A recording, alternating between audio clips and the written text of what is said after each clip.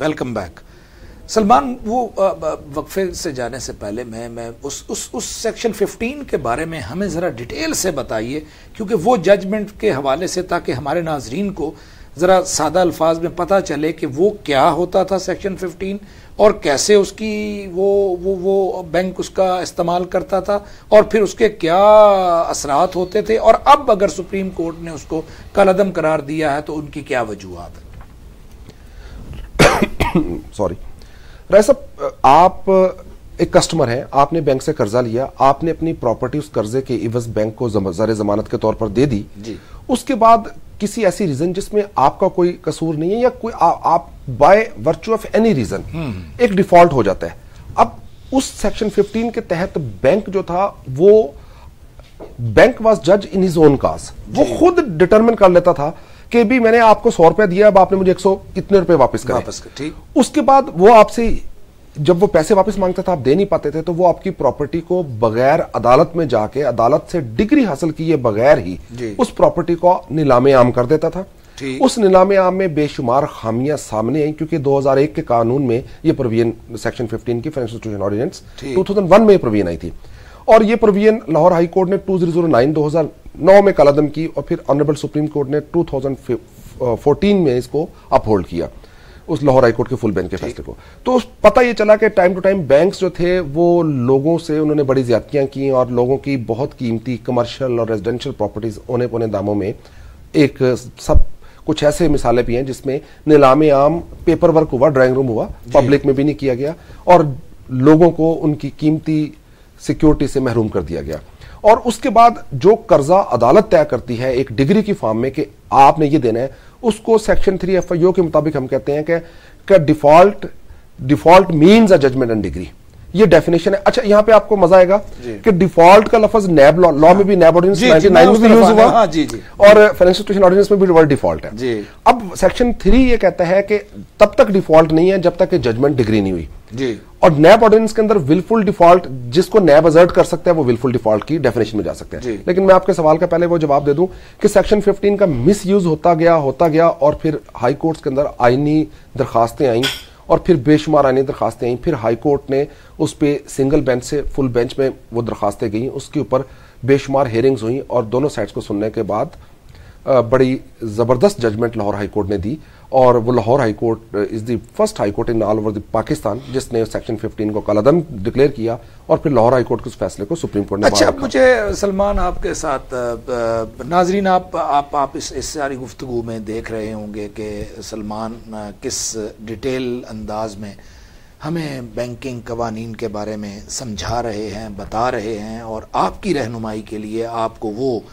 Tips दे रहे हैं ताकि आप अपने तौर पर जब कभी आप किसी बैंक से राब्ता करें, किसी भी फैसिलिटी के हसूल के लिए, वो क्रेडिट कार्ड की शक्ल में हो, वो लोन की शक्ल में हो, वो किसी आउटस्टैंडिंग ओवरड्राफ्ट की शक्ल में हो, तो आपको इन चीज़ों का पता हो, क्योंकि हमारा प्रोग्राम कानून तक रसाई के हवाले से जो भी हमारे प्रोग्राम का हमने जो मेन स्ट्रक्चर बनाया है वो यही बनाया है कि हम इन प्रोग्राम्स के थ्रू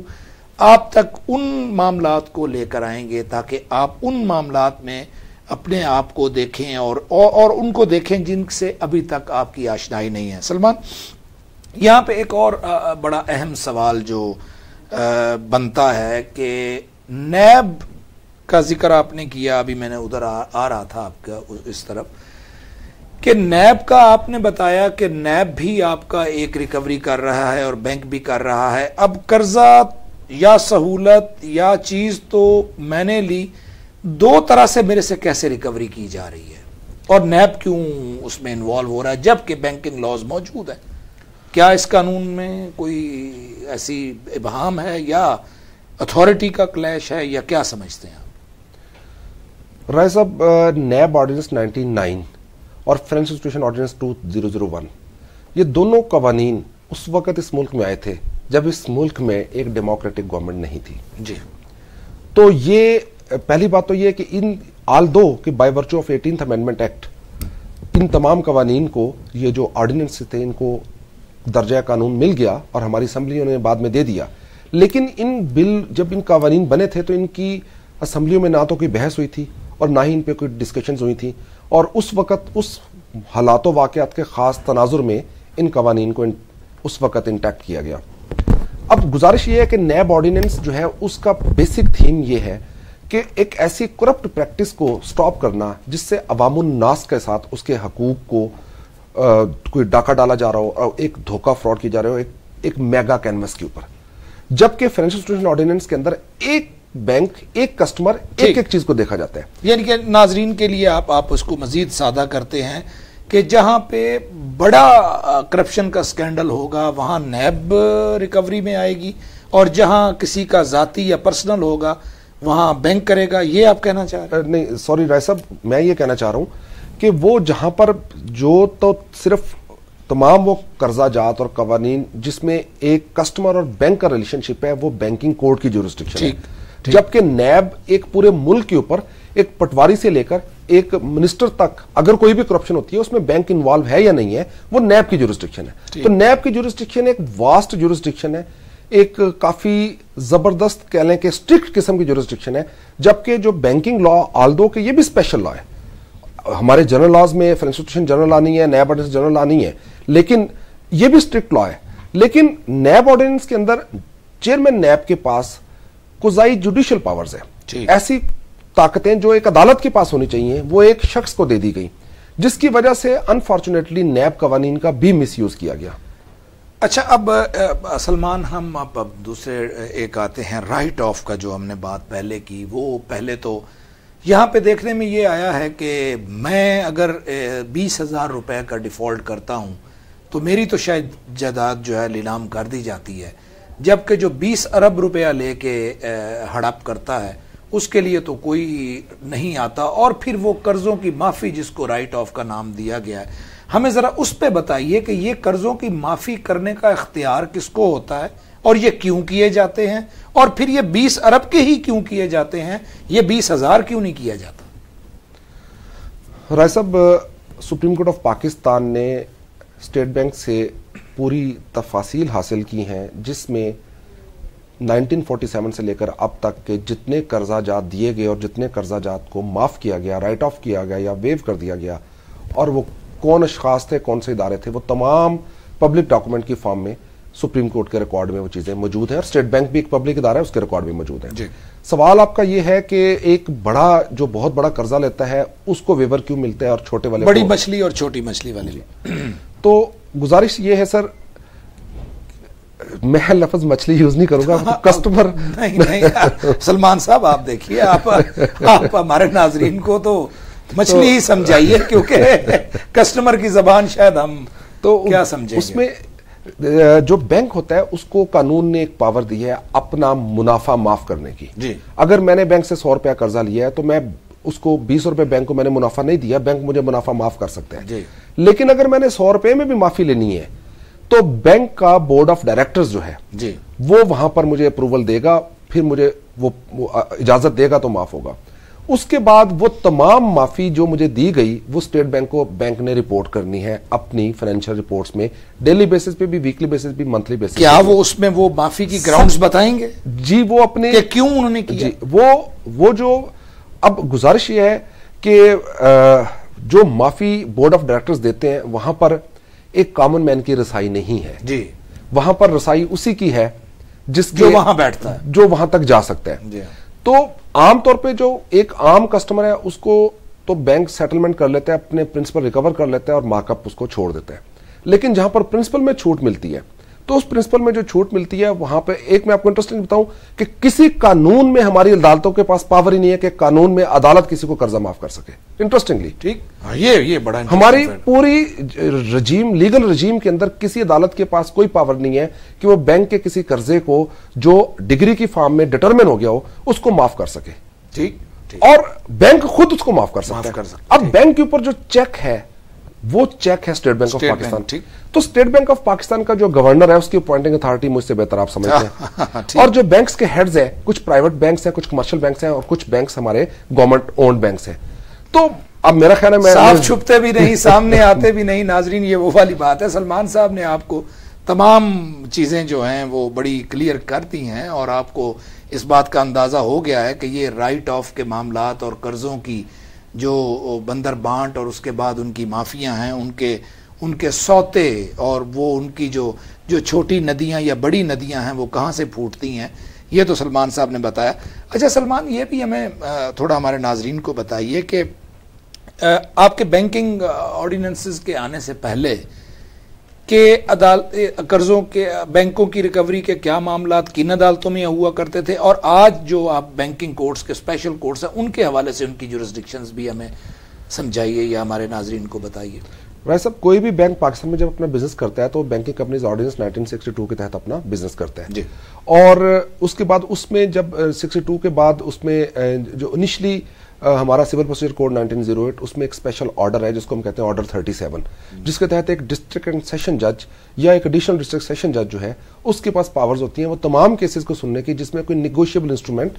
कोई प्रोमिसरी नोट, कोई चेक या कोई डिमांड ड्राफ्ट या कोई पे ऑर्डर जिसमें इशू हो वो इस बारे में, और वो कानून आज भी मौजूद है। आज भी अगर दो लोगों के दरमियान झगड़े का कोई तयन करना होगा और उसमें कोई चेक या प्रोनोट का इशू है तो आज भी हमारे डिस्ट्रिक्ट जजेस ही सुनते हैं उसको।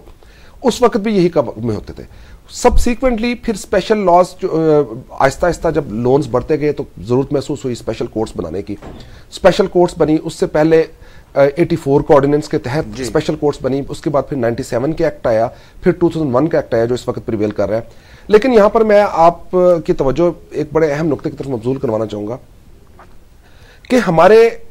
स्पेशल कोर्ट के जो जजेस है वो वही डिस्ट्रिक्ट सेशन जज है कि वो उस लॉ में जज बैंकिंग कोर्ट है और वो उसी सिविल प्रोसीजर कोर्ट के अंदर वो दूसरी पावर्स ऑर्डर 37 यूज कर रहा है। तो पर्सन एक ही है और कवानीन दो मुख्तलिफ। तो यहां पर होना यह चाहिए कि अगर आप एक बैंकिंग एक स्पेशल सब्जेक्ट है, लेटर ऑफ क्रेडिट क्या है, ब्रिज फाइनेंसिंग क्या है, उसके बाद जो नॉन फंडिंग फैसिलिटीज क्या है, कंटीजेंट फाइनेंसिंग क्या है, इंश्योरेंस फाइनेंसिंग क्या है, वगैरह वगैरह, इसके लिए आपको एक स्पेशलाइज्ड पर्सनालिटी चाहिए। आपको बैंकिंग जजेस लगाने से पहले सेशन जजेस को जुडिशियल अकेडमी में स्पेशल ट्रेनिंग देनी चाहिए या आपको वो, बल्कि मैं दरखास्त करूंगा हुकूमत से कि हमारे वुकला लर्नड लॉयर्स अगर हाई कोर्ट के जज बन सकते हैं तो बैंकिंग कोर्ट के जज क्यों नहीं बन सकते। अच्छा सलमान, अब यहाँ हमें एक और भी नाजरीन के लिए जो आजकल कॉमन फिनोमेना है वो फिनोमेना है चेकों का डिसऑनर होना और फिर उस डिसऑनर के ऊपर 489F का क्रिमिनल एक पर्चे का इंदराज होना। उसमें देखा गया है कि कुछ तो जेन्युइन चीजें हैं। पहले चेक की वक़्त वो नहीं हुआ करती थी जब सिविल लॉ में थे, अब जब स्पेशल लॉ इनकॉर्पोरेट किया गया 489F की शक्ल में तो उसके बाद चेकों का एक एहतराम बना और फिर लोग अब चेक देने से घबराने लगे। तो मेरी प्रैक्टिस में भी देखने में आया, मैंने भी मुशाहिदा किया कि इसमें काफ़ी जेन्युइन भी हैं और काफ़ी इनजेन्युइन चीज़ें भी इसमें शामिल की हुई हैं 489। उसके हवाले से हमारे नाजरीन को बताइए कि 489F का इतलाक कहाँ कहाँ आप समझते हैं और कैसे हो। राय साहब, आपका सवाल को मैं अप्रिशिएट करता हूँ, बहुत ज़बरदस्त और आज के हालात और वाक़यात के मुताबिक बड़ा अहम सवाल है आपका। राय साहब, पहले तो मैं आपको ये बता दूं कि 489F का जो मुकदमा है पाकिस्तान पीनल कोड ताज़ीरात पाकिस्तान के तहत, इस मुकदमे में अनफॉर्चुनेटली पहले बैंक्स जो थे वो भी पार्टीज बनना शुरू हो गए थे और वो हमारी लाहौर हाई कोर्ट ने ही जो चेक्स सिक्योरिटी कोलेट्रल में एज ए गारंटी दिए जाते थे उनके डिसऑनर के ऊपर उन्होंने मुकदमात कराना शुरू कर दिया जिसको लाहौर हाई कोर्ट ने खत्म कर दिया। अब जो प्राइवेट डीलिंग्स है, प्राइवेट पर्सन है, उनके पास दो इख्तियार है। अगर चेक डिसऑनर होना एक जुर्म है ताज़ीरात पाकिस्तान में जिसकी 3 साल की सजा है और वही ऑर्डर 37 के तहत एक रिकवरी का दावा है जिसमें आपको मनी डिग्री मिलती है, तो आपके पास दो, एक सिविल रेमेडी है, एक क्रिमिनल रेमेडी है अगर चेक डिसऑनर होता है। अलबत्ता नाजरीन को चाहिए कि चेक जो है ये एक इंतहाई अहम कागज है, ये एक कैश है, इट इज अ मनी। तो इसकी ट्रांजैक्शन से पहले आप अपना कारोबारी कागजात जो है वो जरूर लिखा करें, पढ़ा करें और पढ़ने लिखने के बाद समझ कर दस्तखत करें और इसको मिस यूज ना करें क्योंकि इसके रेपरकशंस जो है वो फिर लोगों की, अनफॉर्चुनेटली हमारी एजेंसीज जो है काली वर्दी वाले शरीफ लोगों की इज्जतें उछाल देते हैं। अभी हमारे पास टाइम की कमी है सलमान, आपसे बहुत अच्छी गुफ्तगू हमारी जारी है और मैं उम्मीद करता हूं कि मैं फिर भी आपको तकलीफ दूंगा कि आप हमारे प्रोग्राम में आइएगा क्योंकि ये ऐसा सब्जेक्ट है जिस पे मज़ीद अभी हमारे नाजरीन के लिए बहुत से ऐसे सवालात, ऐसी चीज़ें और नाजरीन आज का प्रोग्राम आपने देखा सलमान मसूद एक बहुत बड़े कानूनदान हैं और बैंकिंग में उनका बहुत नाम है, और अब माशाल्लाह वो बहुत बड़ी कंपनियों को, बैंकिंग को फॉर एंड अगेंस्ट रिप्रेजेंट करते हैं और माशाल्लाह उनकी प्रैक्टिस का हिस्सा है। तो हमने ये देखा कि बैंकिंग कवानीन के हवाले से जो चीज़ें इस वक्त मौजूद हैं, उनमें ना तो कोई एजुकेशन हमारे पास मौजूद है, ना कोई स्पेशलाइज्ड जुडिशियल सिस्टम, जिसकी बात सलमान ने की कि there should be some special judicial system, क्योंकि ये एक स्पेशल लॉ है। और जब स्पेशल लॉ की आप बात करते हैं तो उसमें पर्सन तो एक है, लेकिन आप उनको दो तरह के इख्तियारात दे के उनको डिफरेंट तरीके से एक्सरसाइज करवाते हैं। तो उसके लिए भी इस पे काम होने की ज़रूरत है। इसके अलावा बैंकिंग के कर्ज़ों के हवाले से, राइट ऑफ के हवाले से और दीगर मामलात के हवाले से भी हमारी गुफ्तगू आपने मुलाहिज़ा की। हम इस पे दोबारा भी प्रोग्राम एक रखेंगे। हम दोबारा सलमान आपको जहमत देंगे कि आप तशरीफ़ लाइए लाहौर से। तो नाज़रीन, आज के प्रोग्राम में हमारे पास बैंकिंग के हवाले से जो भी मामलात थे वो हमने आपसे डिस्कस किए। तो मैं उम्मीद करूंगा कि आप ज़रूर हमें हमारी ईमेल पे लिखिए, हमें कॉल कीजिए, हमारे साथ अपनी कोई मसाइल के हवाले से हमें आगाह कीजिए, क्योंकि ये प्रोग्राम आपका है। कानून तक रसाई सिर्फ और सिर्फ आवाम का प्रोग्राम है और ये आपके लिए है। हमारी इस प्रोग्राम से के हवाले से कोशिश रही है कि हम तमाम उन बड़ी शख्सियात को अपने स्टूडियोज़ में दावत दें जो आके आपको आपके कानूनी मसाइल के हवाले से ज़्यादा बेहतर तरीके से आपको गाइड कर सकें। अपने मेज़बान राय अज़हर हुसैन को इजाज़त दीजिए। अल्लाह हाफ़िज़ व नासिर। अस्सलामु अलैकुम।